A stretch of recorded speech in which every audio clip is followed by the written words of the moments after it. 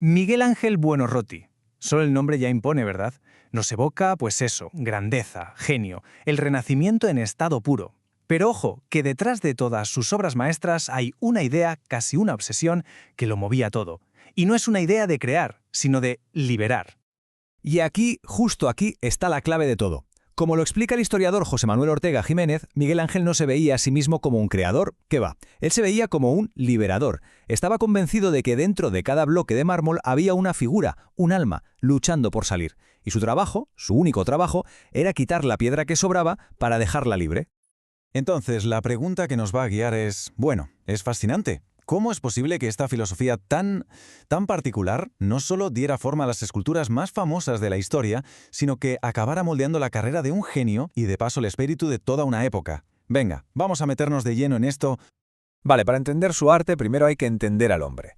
Y Miguel Ángel, pues era un hombre lleno de contrastes, una auténtica paradoja. A ver, la gente que lo conoció lo describía como alguien complicado. Era un tipo solitario, con un carácter muy fuerte, orgulloso, y a pesar de que ganó auténticas fortunas, vivía casi en la miseria, guardando todo el dinero.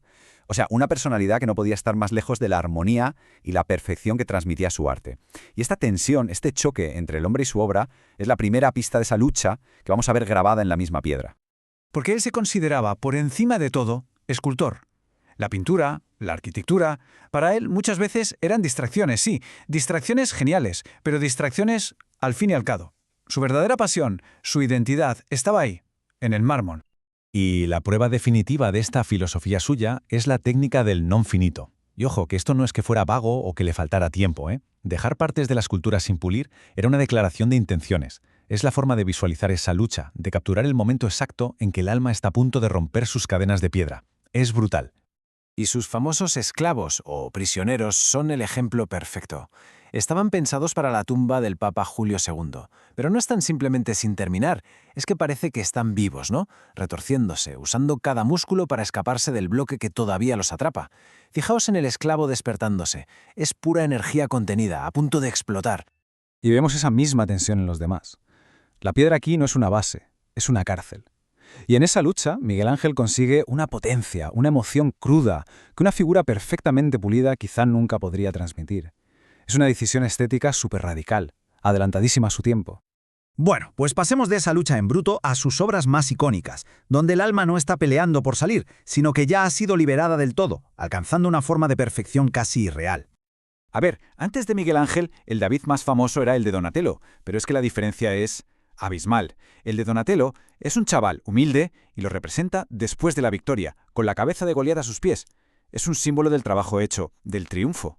Pero el David de Miguel Ángel es una auténtica revolución. Es un hombre adulto, poderoso, pero lo pilla justo en el instante anterior a la batalla. No hay acción, lo que hay es una tensión psicológica brutal. Es el símbolo de la razón y la inteligencia que vencen a la fuerza bruta. Una idea que la República de Florencia hizo suya para plantarle cara a sus enemigos. Y las dimensiones ya eran un mensaje, más de 5 metros de altura y encima esculpido en un único bloque de mármol que otros artistas habían dado por perdido, que decían que era defectuoso. Cuando lo vieron, Florencia se quedó sin palabras. Pero aquí viene un secreto fascinante. Si nos fijamos bien, las proporciones no son perfectas. La cabeza y las manos son más grandes a propósito. ¿Y por qué? Pues para machacar el mensaje.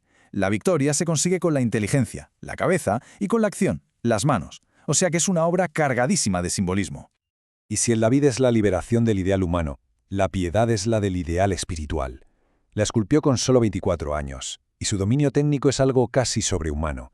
La delicadeza con la que el mármol se convierte en tela, en piel, en carne, es algo que sigue dejando al mundo con la boca abierta.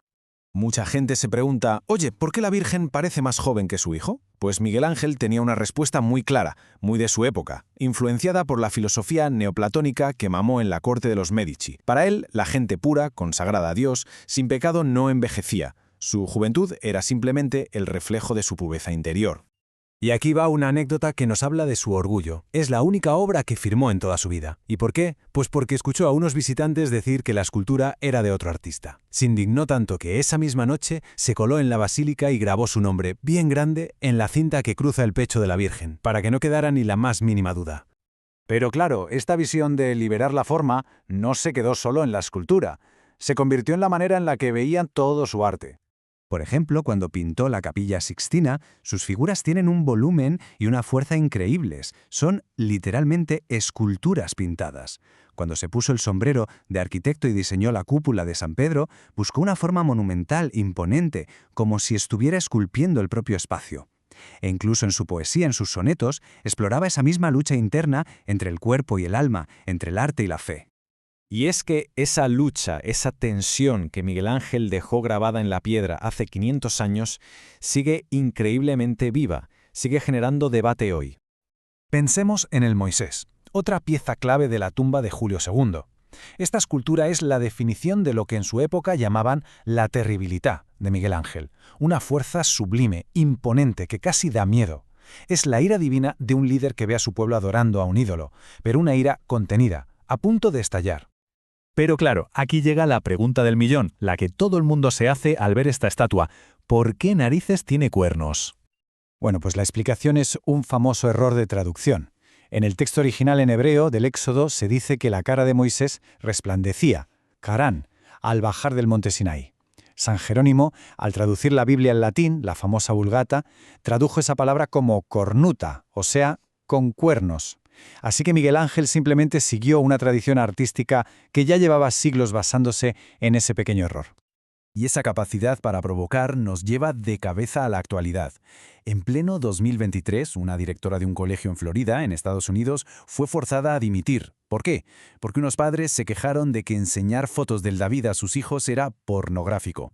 500 años después, la misma obra que para el Renacimiento era el ideal de la perfección humana, sigue teniendo el poder de desafiar, de ofender y de provocar.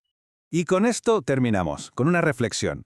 Si estas figuras, estas almas que Miguel Ángel liberó de su cárcel de mármol, todavía tienen el poder de conmovernos, de inspirarnos y hasta de escandalizarnos, quizás la verdadera pregunta no es qué nos dicen sobre el arte, sino qué revelan sobre nosotros mismos cada vez que nos paramos a mirarlas.